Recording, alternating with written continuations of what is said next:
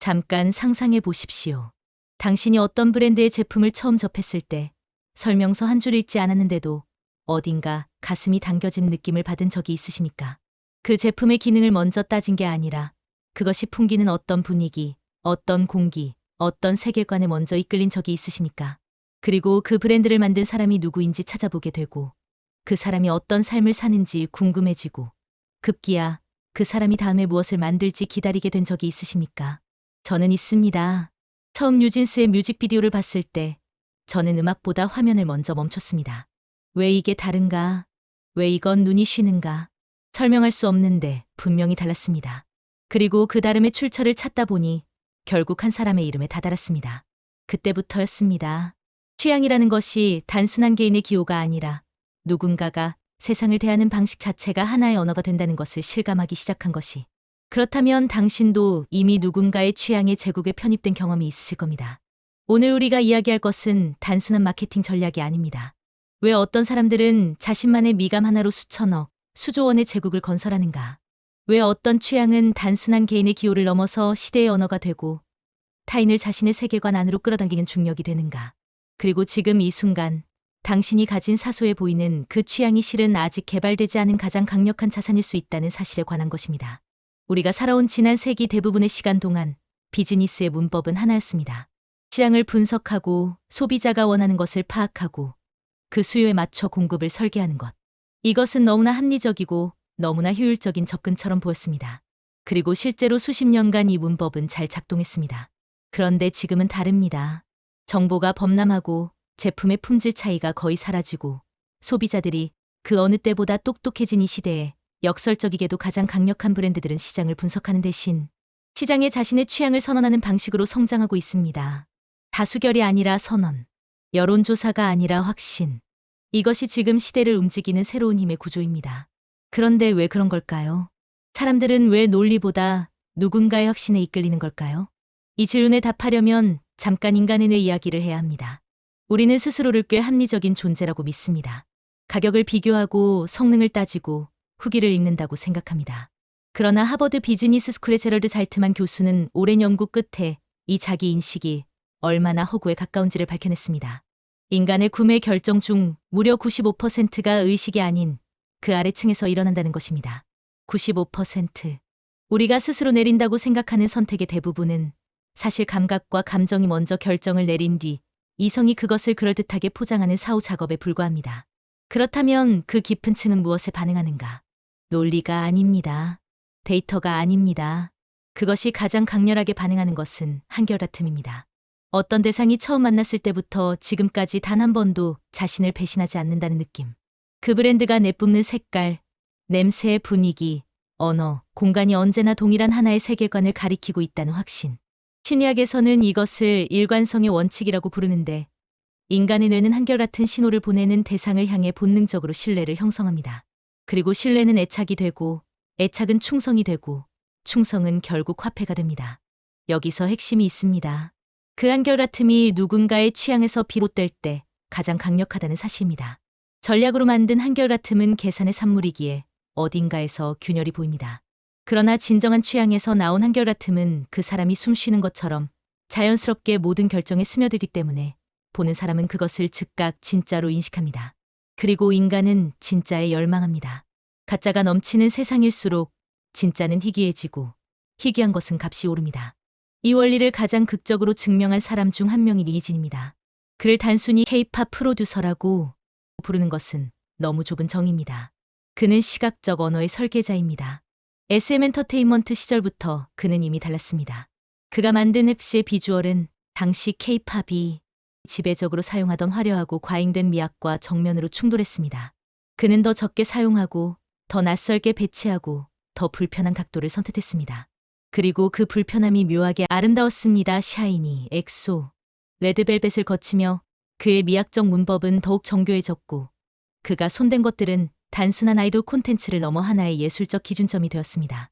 그리고 하이브로 옮겨 뉴진스를 런칭했을 때 그 모든 것이 폭발했습니다. 뉴진스의 미학은 한마디로 설명하기가 어렵습니다. 2000년대 초반의 향수인 동시에 지극히 현재적이고 소녀적이면서도 성숙하며 캐주얼하면서도 어딘가 예술적입니다. 이 모순적인 요소들이 충돌하지 않고 하나의 감각으로 녹아드는 것이 바로 미니진이라는 취향의 힘입니다. 뮤직비디오 하나, 포토카드 한 장, SNS 게시물 하나에 이르기까지 그의 시각적 세계관은 단 한 번도 흔들리지 않습니다. 그리고 팬들은 그 한결같음에 거의 신앙에 가까운 반응을 보였습니다. 이것이 그냥 팬덤이 아닌 이유가 있습니다. 일반적인 팬덤은 아이돌이라는 인물을 향한 애착으로 형성됩니다. 그러나 뉴진스의 팬덤은 더 깊은 곳에서 작동합니다. 그들은 미니진이 창조한 세계를 사랑합니다. 그 세계관 안에 있을 때 자신이 더 근사한 무언가의 일부가 된다는 감각, 더 세련된 취향을 가진 존재가 된다는 감각을 사랑합니다. 이것은 취향이 만들어낸 정체성의 경제학입니다. 사람들은 제품을 사는 게 아니라 그 제품을 통해 자신이 될 수 있는 버전을 구매합니다. 그리고 그 버전을 설계한 사람이 미니진입니다.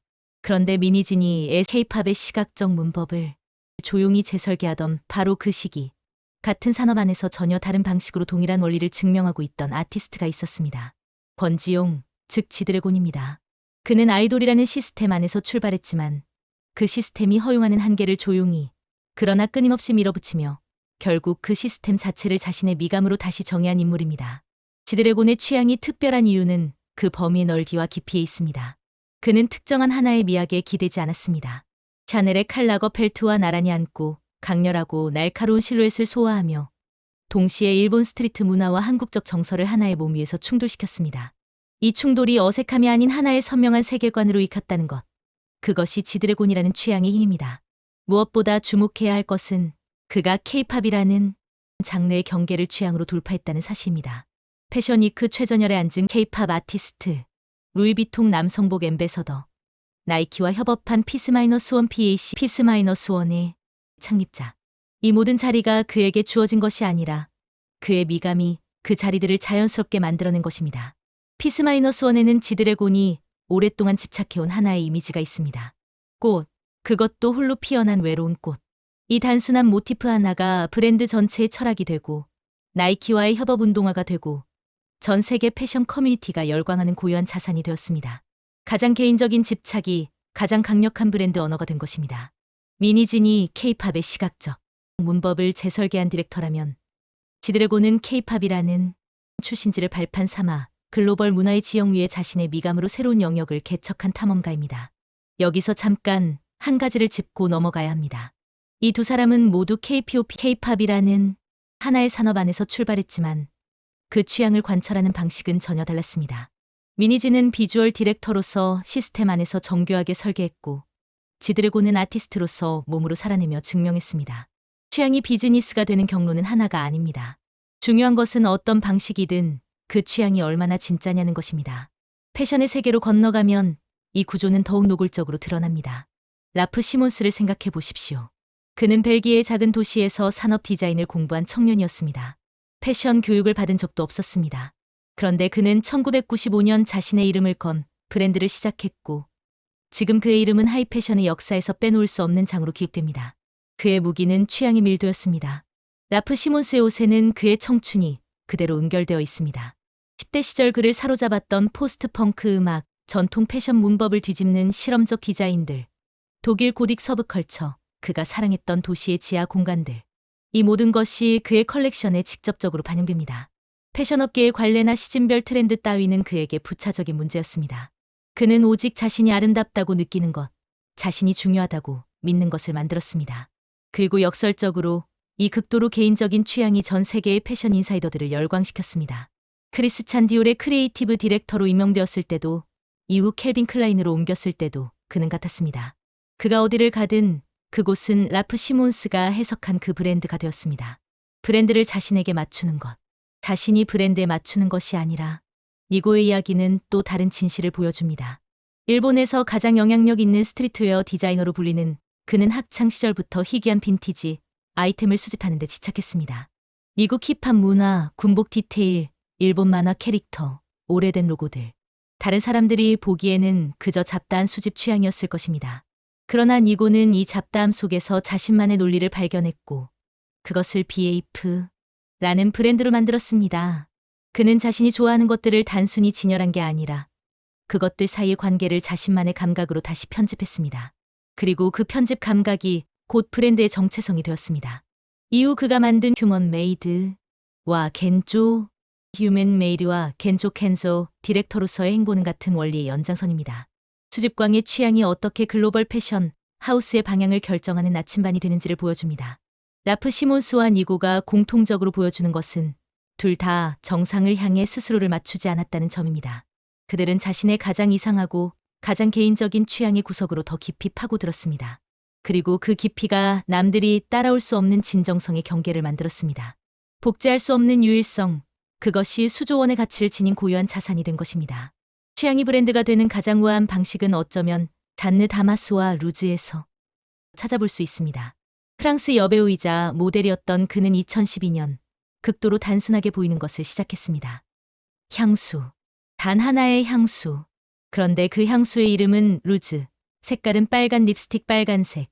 그리고 홍보 방식은 잔느 다마스 본인의 삶 그 자체였습니다. 파리의 카페, 아무렇게나 묶은 머리, 오래된 레코드, 아침 햇살이 드는 창가. 그가 인스타그램에 올리는 모든 사진이 루즈라는 향수의 세계관을 구성하는 조각이었습니다. 루즈는 향수를 판 것이 아닙니다. 프렌치 시크라는 분위기를, 공기를, 태도를 판 것입니다. 꾸미지 않은 듯 꾸며진, 편안한 듯 정교한, 무심한 듯 우아한 그 감각. 이것은 배울 수 있는 기술이 아닙니다. 흉내낼 수 없는 감각입니다. 그리고 바로 그렇기 때문에 루즈는 시장에서 희귀한 것이 되었고, 희귀한 것은 욕망의 대상이 되었습니다.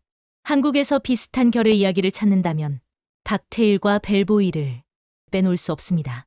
이 브랜드에는 분명한 한 남자가 있었습니다. 어떤 남자가 이 옷을 입는가? 어떤 공간에서 어떤 책을 읽고 어떤 음악을 들으며 어떤 식당을 좋아하는 남자가 이 옷을 입는가?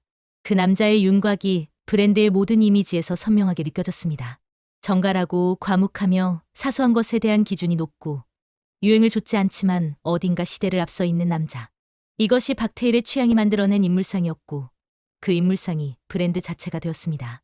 루즈와 벨보이가 가르쳐주는 것은 취향이 비즈니스가 될 때 가장 강력한 형태는 제품이 아니라 분위기를 파는 것이라는 점입니다.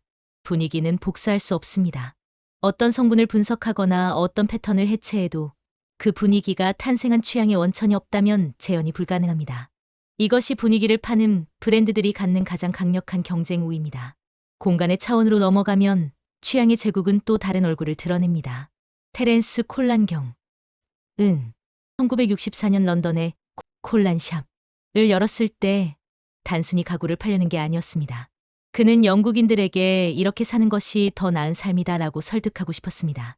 당시 영국 가정의 인테리어는 대부분 무겁고 어두웠습니다. 콜라는 스칸디나비아와 이탈리아에서 영감받은 기능적이고 아름다운 디자인을 소개하며 삶의 방식에 대한 새로운 기준을 선언했습니다. 콜란샵의 공간에 발을 들이는 순간 방문객은 콜란의 취향 세계 안으로 들어오게 됩니다. 어떤 재료가 좋은 재료인지, 어떤 형태가 아름다운 형태인지, 어떤 공간이 인간의 삶을 더 풍요롭게 만드는지에 대한 콜란의 안목이 모든 선반과 모든 진열에 녹아 있습니다. 그리고 사람들은 그 안목을 신뢰하기 시작했고 자신의 집과 공간을 콜란의 취향을 따라 재편했습니다. 이 구조는 일본의 마쓰다, 무네아키와 츠타야에서 전 겐종차와 츠타야 TSUTAY에서 더 정교하게 발전합니다.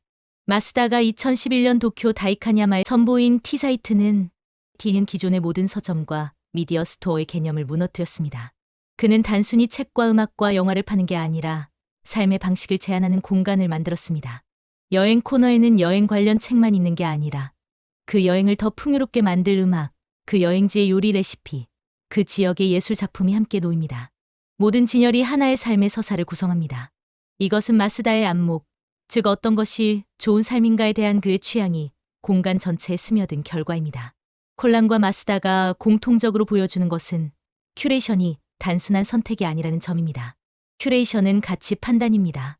무엇이 좋고 무엇이 나쁜지에 대한 분명한 입장. 그리고 그 입장이 충분히 정교하고 충분히 한결같을 때 사람들은 그 판단을 따릅니다. 취향이 안내자가 되는 것입니다.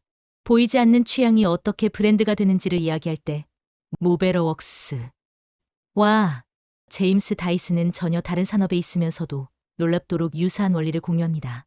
이나영이 만든 모베러웍스는 이라는 태도를 브랜드로 만든 사례입니다. 이 브랜드가 파는 것은 의류와 굿즈입니다. 그런데 그것이 전달하는 것은 옷감이나 프린트가 아닙니다. 일에 대한 특정한 태도, 즉 더 잘하고 싶은 사람들의 문화가 담겨 있습니다. 위트 있고 자기 자신을 객관적으로 바라보며 일상의 유동을 진지하게 존중하는 동시에 그것을 너무 무겁게 여기지 않는 태도. 이것이 이나영 개인의 취향에서 나왔고 그 취향이 브랜드의 모든 언어를 결정합니다. 카피 한 줄, 패키지 디자인 하나, SNS 게시물의 분위기 하나까지. 제임스 다이슨은 기술에 대한 집요한 취향과 같은 원리를 구현했습니다. 그는 청소기를 출시하기까지 5127번의 시제품을 만들었다고 알려져 있습니다. 이것은 단순한 완벽주의가 아닙니다. 기술이 어떠해야 한다는, 제품이 어떻게 작동해야 한다는, 사용자가 어떤 경험을 해야 한다는 다이슨 개인의 기준이 있었던 것입니다. 그 기준이 기존 시장의 어떤 제품도 만족시키지 못했기 때문에 그는 직접 만들어야 했습니다. 다이슨 제품의 디자인을 보십시오. 경쟁사 제품들이 작동 원리를 숨길 때 다이슨은 오히려 드러냈습니다. 투명한 집진통 안에서 먼지가 소용돌이치는 것을 보여줍니다. 이것은 기술에 대한 자부심의 미학적 표현입니다. 내가 만든 것이 어떻게 작동하는지 그 작동 자체가 아름답다는 선언. 이 미학은 제품 하나를 넘어 다이슨이라는 브랜드 전체의 정체성이 되었습니다. 자, 이쯤에서 가장 중요한 질문 앞에 서야 합니다. 이 모든 것이 단지 타고난 천재들의 이야기인가? 미니진, 지드래곤, 라프 시몬스, 잔느 다마스, 테렌스 콜란, 제임스 다이슨. 이들은 처음부터 남다른 미감을 타고난 특별한 존재들이고 우리 같은 평범한 사람들의 취향은 그저 평범한 채로 머물 것인가? 저는 그렇게 생각하지 않습니다. 그리고 이들의 이야기를 깊이 들여다보면 그것이 사실이 아니라는 것을 알게 됩니다. 취향은 타고나는 것이 아닙니다. 취향은 훈련되는 것입니다. 더 정확하게 말하면 취향은 주목의 누적입니다. 무엇에 오랫동안 반복적으로 깊이 주목하느냐가 취향을 형성합니다. 라프 시몬스가 포스트펑크 음악의 15 시절을 바친 것, 니고가 수십 년 동안 빈티지의 아이템을 수집한 것, 다이슨이 진공 청소기의 작동 원리에 집착한 것. 이 모든 것은 천재의 영감이 아니라 주목의 축적이었습니다.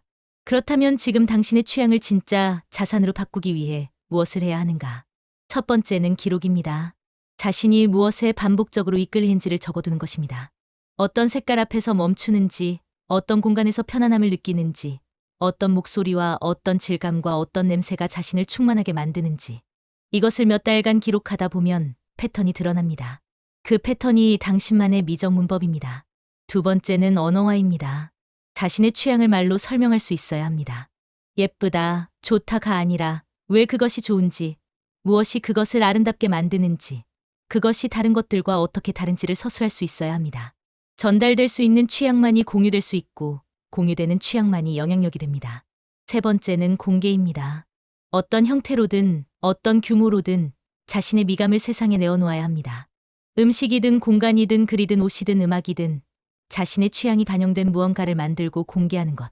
그 과정에서 같은 감각을 가졌지만 그것을 표현하지 못했던 사람들, 혹은 그 취향을 동경하는 사람들이 모여들기 시작합니다. 취향이 공동체가 되는 순간입니다. 네 번째이자 가장 어려운 것은 흔들리지 않는 것입니다. 취향을 처음 공개할 때 반응은 종종 무관심이거나 거부감입니다. 진정한 취향은 대중이 이미 알고 있는 것의 반복이 아니기 때문입니다. 새로운 감각은 처음 만나는 사람들에게 낯섦과 저항감을 줍니다. 그러나 일관성 있게 포기하지 않고 자신의 미감을 밀어붙일 때 그 낯설은 서서히 독특함으로 재평가됩니다. 미니진이 처음부터 모든 사람의 사랑을 받지 않았고 라프 시몬스의 초기 컬렉션이 패션 주류에서 환영받지 못했던 것처럼 오늘 이야기한 모든 사람들의 공통점으로 돌아가 봅시다. 그들은 시장을 분석하지 않았습니다. 그들은 자신을 분석했습니다. 무엇이 팔릴 것인지가 아니라 무엇이 아름다운지를 물었습니다. 대중의 취향에 맞추는 대신 대중에게 자신의 취향을 설득했습니다. 그리고 그 설득이 성공했을 때 그들의 취향은 더 이상 개인의 기호가 아니라 시대의 언어가 되었습니다. 이것이 역설입니다. 가장 자기중심적인 것이 가장 공공적인 것이 됩니다. 가장 개인적으로 보이는 것이 가장 강력한 서비스가 됩니다. 왜냐하면 깊이 파고들어 발견한 진정한 취향은 인간 보편의 어떤 감각과 맞닿아 있기 때문입니다. 우리 모두 아름다움을 원합니다. 우리 모두 더 나은 삶을 원합니다. 우리 모두 자신이 무언가 근사한 것의 일부가 되고 싶은 욕망이 있습니다. 진정한 취향을 가진 사람은 그 보편적 욕망을 자신의 고유한 언어로 말해주는 사람입니다. 지금 당신이 갖고 있는 그 취향, 다른 사람들은 이해 못한다고 느끼는 그 감각, 설명하기 어렵지만 분명하게 무언가가 좋고 싫은 그 기준들. 그것을 사소한 것으로 여기지 마십시오. 그것을 부끄러운 것으로 숨기지 마십시오. 그것을 다듬고 언어화하고 세상에 내어놓으십시오. 가장 개인적인 감성이 가장 파괴적인 무기입니다. 역사는 반복적으로 이것을 증명해왔습니다. 그리고 지금 이 순간도 누군가는 자신의 취향 하나로 새로운 제국을 건설하기 시작하고 있습니다. 그 누군가가 당신이 되지 말라는 법은 없습니다. 더 많은 지혜는 지혜 수집관에서 확인하실 수 있습니다.